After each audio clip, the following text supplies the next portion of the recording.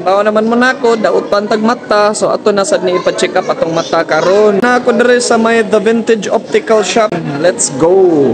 Kini The Vintage Optical Shop mga brad, mao ni negosyo sa akong gwapo nga amigo nga Indiano nga Bisaya sang dako. So syempre mga brad, ako sad ni suportaan ni iyang negosyo. Naasad ni sila free computerized eye exam, no? Kung mapa-check up mo sa inyong mga mata, unya syempre complete package nga wala kaabot og 600 in town, asa mo ana presyuha baya mga brad. Kumpara sa mga lain nga mga optical shops diri sa Cebu mga brad, ug asa pa na kay kini lugar nationwide ni ilaha mga branches, no? Unya asa mo ana presyuha nga yunana ra ka barato kasagaran mas mahal pag yun ni unta. So syempre kumpara sa mga lain optical shop, mao jud ni ako i-recommend sa inyo ha. Kini de akong amigo, no? Si Richard Bravo aka Superman, mao ni take sa akong place kay syempre wa may lain maga-video gasulo man ko ani. So ako na ga-video niya kay gwapo man sad kay ning tawhana in town. Kay kini sad ang The Vintage Optical Shop, mao sad ni iyang go-to nga optical shop. Asa mo ana mga manana. Pero sa tinuod lang ang kining The Vintage Optical Shop mga brad, mao jud ni ang pinakanindot sa tanan klaseng optical shop kay daghang kay selection. Samot na ang mga staff kay mga buutan kaayo. May tikabuok ni ilang mga branches mga brad. So kung dool mo ani mga lugar bisitahin na diri. Kay diri dapita, di jud mo magmahay.